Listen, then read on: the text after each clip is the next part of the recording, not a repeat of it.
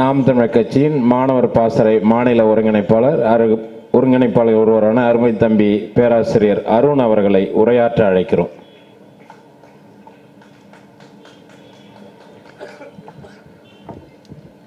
மேடையில் அமர்ந்திருக்கும் அண்ணன் உள்ளிட்ட அவையோர்களுக்கும் கூடியிருக்கும் எனது அன்னை தமிழ் உறவுகள் அத்தனை பேருக்கும் என்னுடைய பணிவான வணக்கம். தேர்தலுக்கு இன்னும் 2 மாதம்தான் இருக்குது. ஒவ்வொரு கட்சியும் அவங்களுடைய பலத்தை காமிக்கிறதுக்காக இளைஞர்கள் எழுச்சி மாநாடு, ஒரு புதுமையான மாநாடு, ஒரு திருப்புமுனை மாநாடு என்று தங்களுடைய பலத்தை அத்தனையும் நிரூபிப்பதற்காகவும் ஜனங்கள் அத்தனை பேரையும் கூட்டிக் கொண்டு அவர்களை நிற்க வைத்து பாருங்கள் என்னிடத்தில் எவ்வளவு பேர் இருக்கிறார்கள், இதை வைத்து ஒரு ஓட்டு அரசியல் செய்வதற்காக எல்லாமே நடத்திக்கிட்டு இருக்காங்க.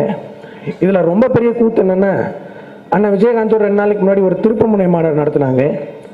அந்த மாநாட்டில் அண்ணன் தான் கேட்டாங்க, நான் கிங்காக இருக்கணுமா இல்லை கிங் மேக்கராக இருக்கணுமா? எல்லாரும் கத்துறாங்க, அண்ணன் நீங்கள் கிங்காக இருங்க, அண்ணன் நீங்கள் கிங்காக இருங்க அப்படின்னாங்க. அடுத்த நாள் கட்சியில் இந்த 8 எம்எல்ஏ போயிட்டாங்க. இதுல இருந்து என்ன தெரியுது? நீங்க கிங்கும் இல்ல, கிங் மேக்கரும் இல்ல, நீங்க கிங் ஃபிஷர். இதான் தெரியுது. இது அக்கா பிரேமலதா அவங்க சொல்றாங்க, கேப்டன் மட்டும் நினைத்தால் தமிழ்நாட்டில் 234 தொகுதிகளில் எங்க வேணாலும் நிப்பாரு. தள்ளாடாம முதல்ல ஒரு 5 நிமிஷம் நிக்க சொல்லுங்க, அப்புறம் தமிழ்நாட்டில் எங்க வேணாலும் நிக்க சொல்லுங்க, அப்புறம் எங்க வேணாலும் நிக்க சொல்லுங்க. இந்த கூத்து தான் எப்படி இருக்குன்னு பார்த்தா ஆளுங்கட்சி அம்மையார் ஜெயலலிதா சொல்றாங்க, அதிமுக நிர்வாகிகள் எல்லாம் தலை நிமிர்ந்து நடக்கணும். ஆத்தா அதுக்கு நீ அவங்க தலைமையில தான் ஆத்தா பறக்கணும், அப்பதான் மேலேயே பாக்குறாங்க.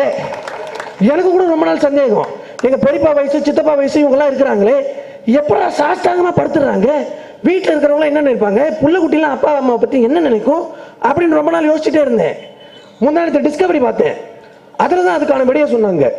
ஏதோ ஒரு ஆபத்து நம்மளை நோக்கி வருது, எல்லாம் தாழ்வான பகுதிக்கு போங்க, எல்லாம் தாழ போடுங்க. அப்பதான் புரிஞ்சு தமிழை எது செஞ்சாலும் ஒரு காரணம் இருக்கும். பாக்குறோம், டேய் அம்மாடா டேய் பர்றா படுத்துட்டான் பிளாட்டா, அந்த அம்மா அப்படியே போயிடுச்சு, யாருமே கண்டுக்காம. நிலைமை கெயில் திட்டத்துக்கு வழக்கு போடுறாங்க உச்ச நீதிமன்றத்தில். வழக்கு போட்ட உடனே போட்ட அந்த வழக்கு திரும்ப வந்துருது. என்னடான்னு பார்த்தா ஸ்டாம்புக்கு மேல ஸ்டிக்கர் ஒட்டி அனுப்பியிருக்காங்க வழக்கு தோஷத்துல. இவங்களை வச்சுக்கிட்டு என்ன பண்றது சொல்லுங்க? இது ஒரு பக்கம் இருக்குன்னா, திமுக ஐயா கலைஞர் சொல்றாரு, அண்ணா இல்லாத உலகில எனக்கு வாழ்றதுக்கே விருப்பம் இல்லை. பாரு, அண்ணாதோட செத்ததே இப்பதான் ஞாபகத்துக்கு வருது. இன்னும் எம்ஜிஆர் செத்தது, பெரியார் செத்தது, என்டிஆர் செத்தது, பாலச்சந்திரன் செத்தது, அப்துல் கலாம் செத்தது, மனோரமா செத்தது. 50 வருஷமா கோமால இருக்கிறவங்க தான் ஓட்டு போட்டிருக்கோம் போல இருக்குது. அப்ப இதுக்கப்புறம் சிக்கல்லாம் புரிஞ்சு நமக்கு என்ன சிக்கல்ன்றதை உணர்ந்து எங்க இருந்து வர்றது? போறாங்க சட்டசபைக்கு. உள்ள போன உடனே எதிர்கட்சி எங்களை பேச விடுறது இல்ல, எதிர்கட்சி எங்களுக்கு எதுவுமே தரது இல்ல, கத்திக்கிட்டே வெளியே வந்துடுறாங்க. வெளியே வந்து சொல்றாங்க ஆளுங்கட்சி அராஜகம். இப்ப என்ன தெரியுமா நடக்கும்? வர 2016 தேர்தலில் நீங்க மானமுள்ள தமிழ்னா ஓட்டு போட்டு நாம் தமிழர் கட்சி ஆட்சியில் உட்கார வச்சிட்டீங்கன்னா மகிழ்ச்சி, பிரச்சனை இல்லை. அப்படி இல்லைன்னு வச்சுக்கோங்க, ஒண்ணுமே இல்ல, எங்க அண்ணனை மட்டும் உள்ள அனுப்புங்க, எங்க அண்ணனை மட்டும் உள்ள அனுப்புங்க. செய்தி என்ன தெரியுமா வரும்? நாம் தமிழர் கட்சியின் தலைமை ஒருங்கிணைப்பாளர் செந்தமன் சீமான் கேட்ட கேள்விக்கு பதில் சொல்ல முடியாத காரணத்தினால் ஆளுங்கட்சி வெளிநடப்புன்னு வரும். ஏண்டா தெருவில் நின்று இவ்வளவு கத்துறோம், நாங்க தெருவில் நின்று கேட்கிற கேள்விக்கு பதில் சொல்ல மாட்டேங்கிறீங்க, நாங்க சட்டசபையில் போய் கேட்கிற கேள்விக்கு நீங்க பதில் சொல்ல போறீங்க. கொடுமை. இந்த கெயில் திட்டத்தை எடுங்கன்னு கத்துறோம். அது அண்ணன் பொன் ராதாகிருஷ்ணன் சொல்றாங்க, இந்த கெயில் திட்டத்துக்கு எதிராக போராடுறாங்கல்ல அவங்க எல்லாம் விஞ்ஞானிகள் இல்ல, அண்ணன் அறிவியல் விஞ்ஞானி. மாசத்துக்கு ஒரு 10 ராக்கெட் விடுறாரு பாருங்க. ஒரு சாதாரண திட்டம், விவசாயிக்கு பிரச்சனை, அதை பேச கூட அறிவியல் தெரியணுமா?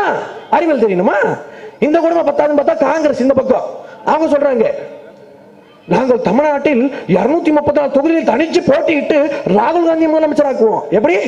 டேய், நீ ராகுல் காந்தியை தமிழ்நாட்டில் வட்ட செயலர் ஆக்கிடுறா, நான் நாம் தமிழர் கட்சி விட்டு காங்கிரஸ் சேர்ந்துறேன். நீ வா. வரலாற்று பகைவன் எனக்கு சிங்களன் என்றால் அரசியலில் வரலாற்று பகைவன் காங்கிரஸ் திமுகவும். ஒரு அரிய வாய்ப்பு. எந்த கூட்டணி நமது இனத்தையும் நமது மொழியையும் அழித்ததோ அதே கூட்டணி மறுபடியும் வருது. இந்த குடும்பம் தான் பத்தாதுன்னு பார்த்தா மக்கள் கூட்டி இருக்கோம். அதில் அண்ணன் வைகோ பேசுறாரு, நான் என்ன நினைச்சுக்கிடணும், பேசும்போது நெல்லை தமிழை பயன்படுத்திப்பாங்க. நான் என்ன நினைச்சுக்கிடணும் அதை திருமாவளவன் நினைச்சுக்கிடுவாரு. திருமாவளவன் என்ன நினைச்சுக்கிட்டாரோ அதை நான் நினைச்சுப்பேன். 2 பேரும் திமுக போய் சேரலாம் நினைச்சுக்கிறீங்க, அது ஒருபோதும் நடக்காது. அது சத்தியமா ஒருபோதும் நடக்காது. உங்களை யாரும் சேர்த்துக்க மாட்டாங்க. நீ அடிமையா வாழணும்னு ஆசைப்படுறியா, திமுக வாக்க போடு. கொத்தடிமையா வாழணும்னு ஆசைப்படுறியா, அண்ணா திமுக வாக்க போடு.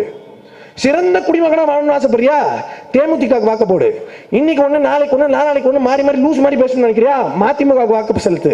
மானமுள்ள தமிழ்னா நிமிர்ந்து நிக்கணும்னு நினைக்கிறியா, நாம் தமிழர் கட்சிக்கு வாக்கு செலுத்து. அந்த வகையில இந்த சட்டமன்ற தொகுதியில், அம்பத்தூர் சட்டமன்ற தொகுதியில என்னுடைய பாசமிகு அண்ணன் அன்பு தென்னரசன் அவர்கள் நிற்கிறாங்க. உங்களுடைய மதிப்புமிக்க வாக்குகளை அவருக்கு செலுத்தி பெரும்பான்மையான வாக்கு வித்தியாசத்துல நீங்க அவரை வெற்றி பெற வைக்கணும்னு கேட்டுக்கொண்டு வாய்ப்புக்கு நன்றி கூடி விடைபெறுகிறேன். நாம் தமிழர்.